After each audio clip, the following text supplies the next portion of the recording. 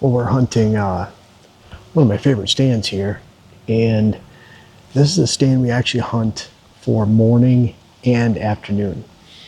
One of those tweeners. It's because we have cruising activity going like this, and then we have food source movement where there's bedding down below and they're going straight out to food source. We're actually hunting a staging area. So they'll loaf around here. We have scrapes all over the place. I just noticed one down behind me on the ground, and really crazy.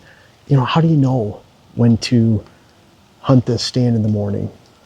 There's a couple of signs I'm looking at for a morning stand movement. One, we have a lot of water holes, and we're watching those water holes. Deer are typically bedding dry all day, and then when they're eating sticks and, woody shoots, shrubs, acorns, even corn when it gets dry, they really work up a thirst just sitting there in their bedding areas all day. They don't have any water. So we find that they'll go to water afternoon pretty religiously, especially when they get more active and it's getting colder, they're moving around, they work up a thirst. All of a sudden, things change. You get into October 20th, October 24th, you get a cold front, bucks become active, and then all of a sudden, they're hitting water in the morning.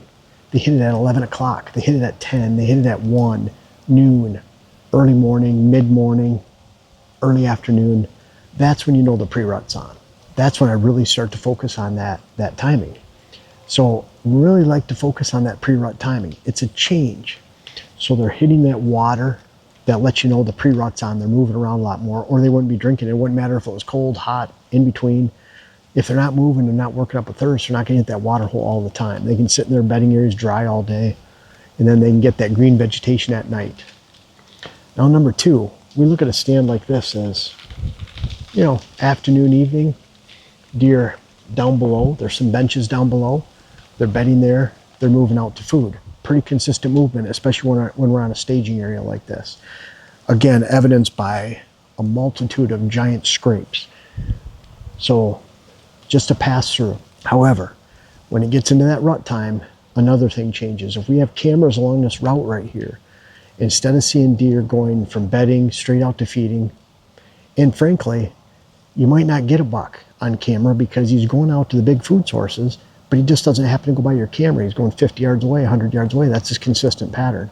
What we notice is that those movements start to change and they parallel this field edge and they start expressing their range as that pre-rut starts to kick in. So I'm really focusing on a stand like this morning in that pre-rut. A lot of times like this, when we're against the field, we're waiting for that corn to get down over there. And what we're doing is we're taking a post-daybreak stand entrance because there'll be a lot of deer around here at daybreak. We've watched them.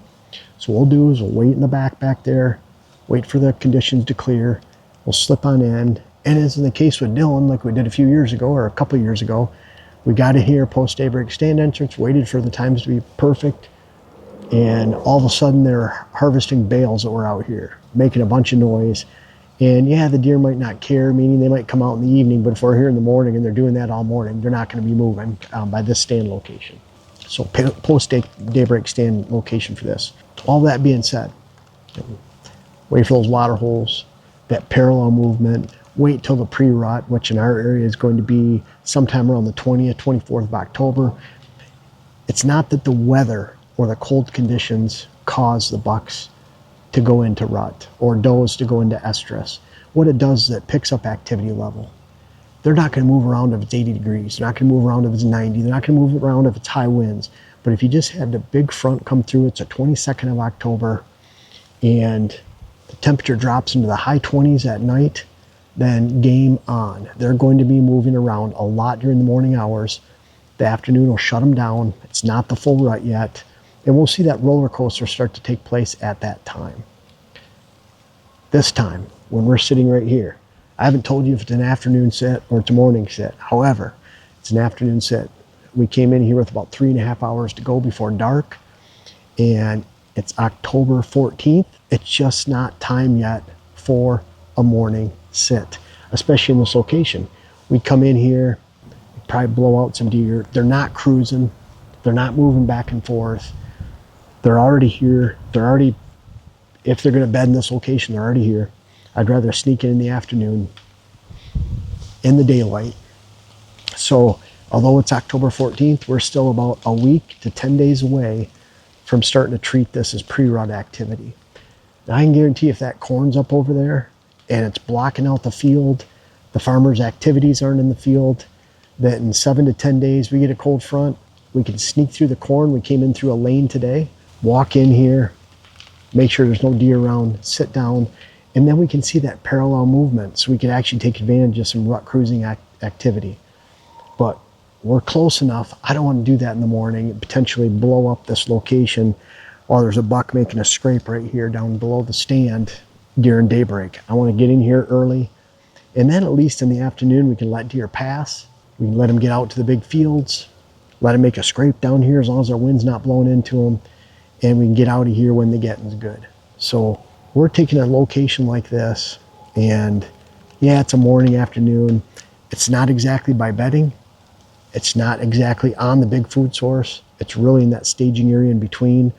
It's behind layers of cover. We have switchgrass over there. We have a fence row right here.